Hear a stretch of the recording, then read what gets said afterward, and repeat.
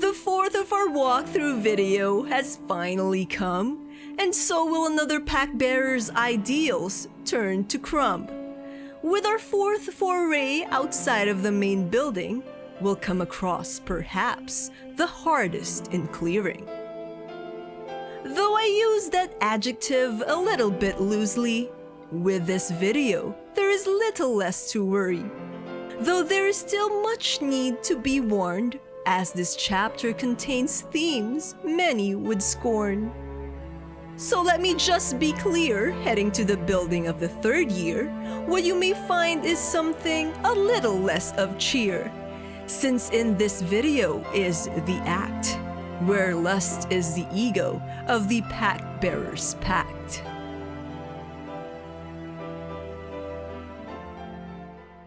Alrighty, what's up girls and boys? What's up internet?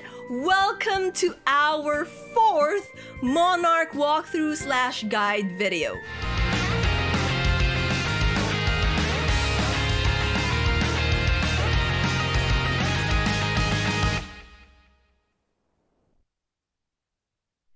As mentioned in our warning, we'll be tackling the pack bearer of Lust territory and recruiting the fourth and last temporary member of the TSC, Shinya Yuuda. I think you all know by now what you're supposed to do during intermissions / interludes in this game, which is to backtrack and explore all the buildings you freed of the mist, battle and level up, farm for equipment, and of course, answer those psych tests. So just, go on ahead and do that prior to starting Shinya's act. Once you have exhausted all other side activities and are ready to progress the story, head to the club building, which is the lone building you can find in Central Street. The moment you get near to the building's entrance, you will trigger Shinya's introductory cutscene where he faces off against the pack bearer of Lust in broad daylight. Disregarding whether that is a good idea or not, considering that the entire student body and most of the faculty members are left in the dark about the whole pack bearer, otherworld, and monarch business, Shinya's distaste for the pack bearers is immediately made clear. But anywho, accept his fragile partnership if you are ready. Now, like before, head back to the main building and trigger the cutscenes for Shinya in the infirmary and the TSC club room to get what I personally thought was rather a shocking revelation about his character. Make use of this time as well to level him up, since enemies will be tougher to deal with if you choose to do it later. When you're satisfied leveling him up, head back to the club building. Inside, you will trigger an event upon stepping on the intersection of the corridor. There will also be another event when you reach the staircase leading up to the second floor of the building. When the second event ends, more people will populate the first floor for you to get their profiles of. So feel free to explore this part of the club building to obtain the following.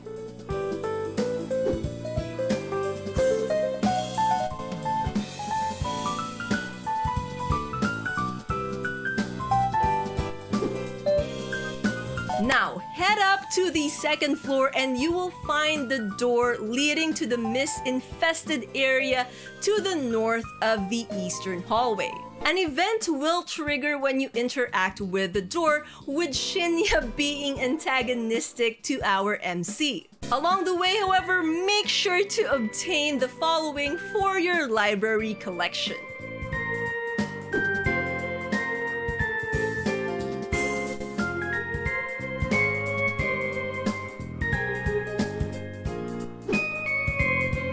Once the event is done, move closer to Vanitas and obtain the first phone number to the depths. Call this number and enter your first battle with your new party member.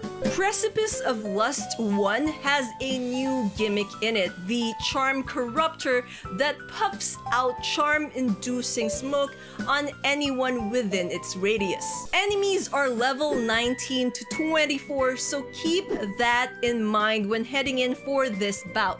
As long as you have leveled up accordingly and have healing items at the ready, especially if you end up getting legions without any healing authorities, then you'll breeze through this fight no problem. Once you've shattered the singularity and stopped the death calls, it's now time to explore. There are 2 floors enveloped in mist in this area. You will find the phone call to the ideal in the lower floor area, but as always, it's locked from the inside, with the person who can unlock it unwilling to do so. But I'm getting ahead of myself here. So let's take this one step at a time, yeah? Let's first deal with the current floor we are in. In this floor, there will be 3 rooms you can enter. 2 on the west side and the 3rd on the east side. The lone east room, the esports club room, will have a red note that will give you a little bit of a hint as to what is going on with the locked door on the lower floor. So bear that in mind. The mathematics club room, which is the room at the farthest west side of the floor, will have a note in it with a student mumbling about a special set of numbers. Now, if you are a math whiz and if you take into account that this is the mathematics club room, then you will have noticed the familiar sequence of numbers. And without boring anyone of the details, let's just keep it simple. It's the value of pi. So the last number in the sequence that this note is talking about is 993751058. Be sure that you are around Vanitas before inputting and attempting to call the number to register Fertile Ground 3 to your contacts. Also, be sure that you are prepared before doing so because you will end up fighting against level 19 to 32 enemies, though what level the enemies you end up getting pitted against is quite, random. If you guys want more info on this, I have an upcoming leveling up guide that you all might find interesting and useful. Now, the room besides the mathematics club room is the programming club room. Here you'll find 2 red notes for hints. Right now, however, there is nothing we can do here since we lack the information. So head to the lower floor in the mist-infested area and you will find a student standing by the door screaming for the person inside to open the door and let him in. He is Tsutomu Kaneko. Speak with him to get his profile, which we will need to unlock the door. Now look at your minimap and head to the southern hallway. You will hear someone sighing. Speak to that person behind the door, Mirai Otomo, to get her profile as well. She is another piece to this puzzle. Now with both profiles in hand, head back up to the programming club room and the computer you can interact with there. Now input Tsutomu's ID number into the computer along with Mirai Otomo's birthday in order to obtain the stalking evidence key item. With this in hand, head back down and confront Tsutomu. Pick the 3rd option to get him agitated. Now head back to the short corridor where you can speak with Mirai and tell her that Kaneko went away. With that knowledge and with a sigh of relief, she'll finally open that door. Along the way, make sure you obtain the following.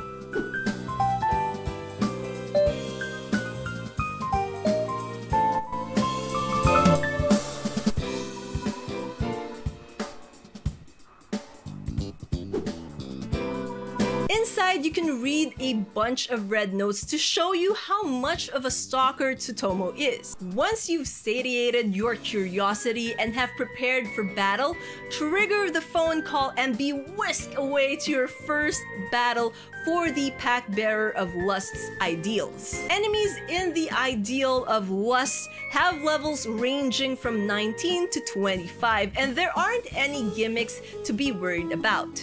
This is one of those pretty straightforward battles in the game. Just be wary of getting surrounded and you should be fine. When you've shattered the first ideal, you will be sent back to the TSC club room. Again, speak with everyone in the room for some interesting dialogue. Speaking with Vanitas will also trigger yet another one of his special psych tests, which was pretty fun and interesting to do. Replenish your stocks as needed, level up if you want, and also visit the infirmary to have your mad gauge lowered.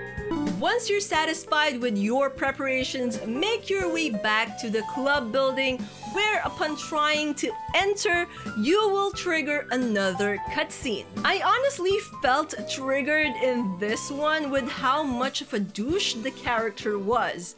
But anyways, once that's done, enter the building and make your way to the second floor. You'll trigger yet another cutscene once you reach the middle of the eastern hallway, and it will give you a little glimpse, and if you really squint, a hint and foreshadowing of what is to come. With that cutscene done, enter the door to the now mist-free Club Block B area. Explore it if you want to be thorough and make sure you didn't miss anything. Our next destination though is on the lower level and the western doorway. Getting close to it will trigger another cutscene with our protagonist finally showing off a little bit of what he could do and slightly changing Shinya's perception of him, however slightly. Pass through the small room and into the next mist-infested area where another event will trigger the moment you enter. Once that is done, stick close with Vanitas once again and wait for him to drop the phone number to the Precipice of Lust 2. Call this number and deal with the enemies here, which range from level 19 to 24. There is a breakable wall gimmick in this map as well.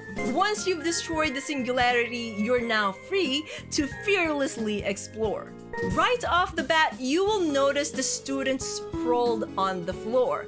Now, prepare yourself for one of the most annoying quote-unquote puzzles in this game. Speak with that student sprawled on the floor, Toshiki Fuji. Select the second option when prompted to get her to cheer up. Now, every time you go into a room or down a hallway, you will find her there as well. Speak to her every chance you get and try to get to know her. Make note of the things that she shares with you. These are important for later. Basically, just explore all the rooms and speak with Toshiko. In the track and field club room, you will find the conference room key in one of the lockers. Along the way, be sure to pick up the following.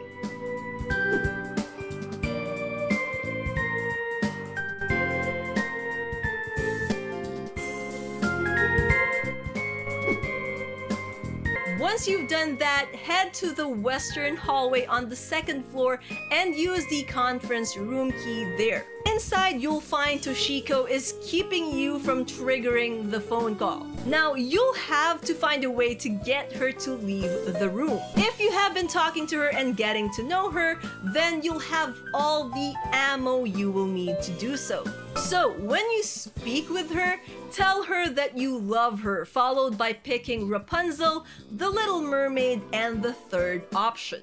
She will then willingly leave the room and you will be free to answer the call. In the second ideal battle, you will find yourself facing the Pack Bearer of Lust, who is level 23, and legions ranging from level 19 to 24. There is also another charm corruptor gimmick, but it can easily be avoided, so it's not much of a problem.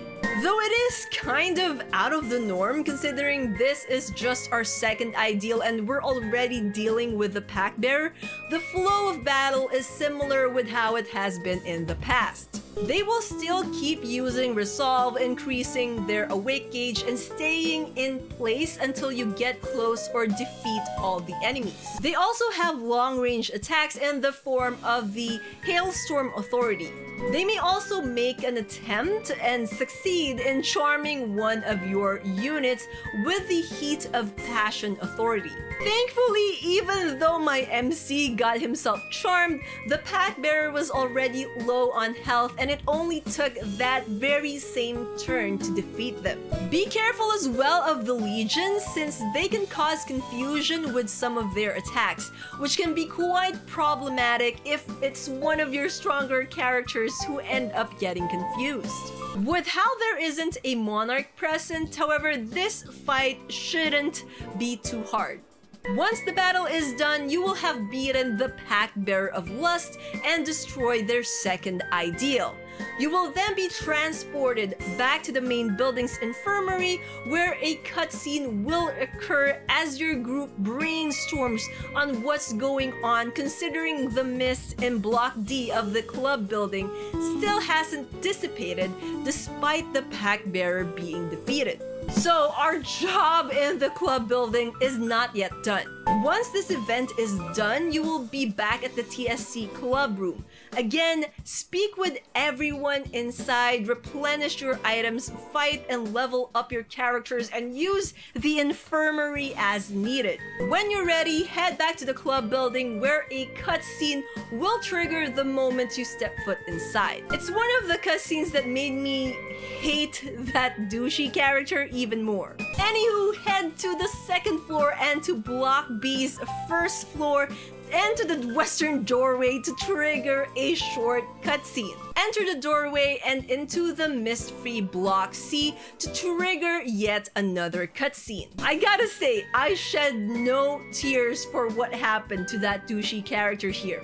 After the cutscene, make your way to the second floor and through the door overflowing with mist where another short event will trigger. Wait for the phone number near Vanitas and use it to connect to the Precipice of Lust 3 and find the Singularity. This is another straightforward battle with enemies ranging from level 19 to 24 and no gimmicks. Fight efficiently and remember that you will be dealing with another boss battle after this. Once the Singularity has been shattered, you will now be free to explore. The next riddle blocking your way can easily be solved if you read all the red notes scattered in this area of the club building. Now, as you're looking for these notes and taking note of what Shinya says, be sure to grab the following while you're at it.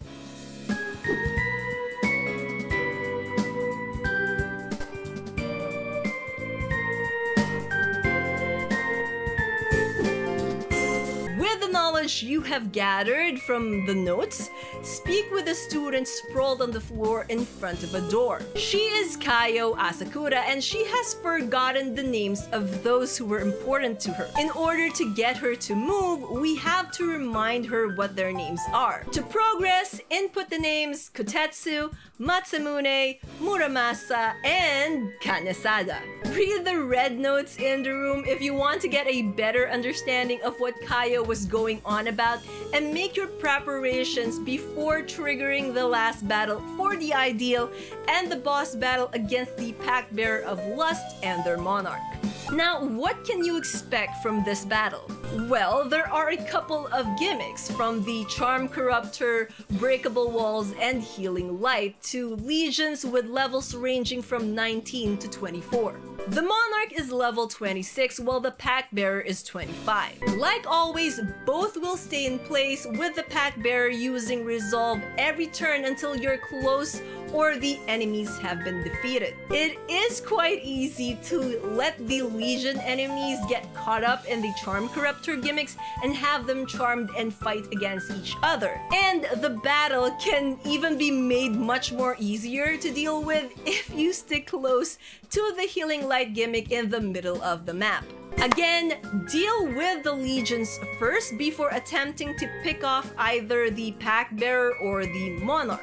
This battle also has another cool track to it that you can unlock in your library jukebox once you conquer this act. As I've said, you can opt to stay in the Healing Light circle and get your Awaken gauge up and use your X attacks, or just go straight for the enemies if you're feeling confident. If you do end up camping on the Healing Light gimmick, the enemies will make their way towards you, saving you the headache of having to cross the second Charm Corruptor gimmick. As for attacks, the Monarch has a long-range one called Crimson Fireworks. From my experience, it didn't really pose any threats to any of my units. They also have another attack called Love Stings, which is a strong medium-range attack. The Pack Bearer uses fire-based authorities, like the Scorching Fan. Apart from that, there's nothing noteworthy about them, and you'll probably end up defeating them before they can actually do any damage. Once the battle is done, and with the final ideal shattered, you will be treated to quite a long cutscene. Once that cutscene is done, you'll immediately start the next chapter of the first act with the knowledge that the Dean is looking for you. But of course, that one is something we'll leave for the next video. So be sure to hit that subscribe button and tap the bell icon so as not to miss any upcoming videos. But for now, this is as far as we go. Thank you all for watching, and again, if you have any questions, just head on over to the comment section below. I'll see you all in the next video. Until then, you guys know the drill. Dream on, fly on. Bye bye for now. Keep safe, everyone. Someday we'll have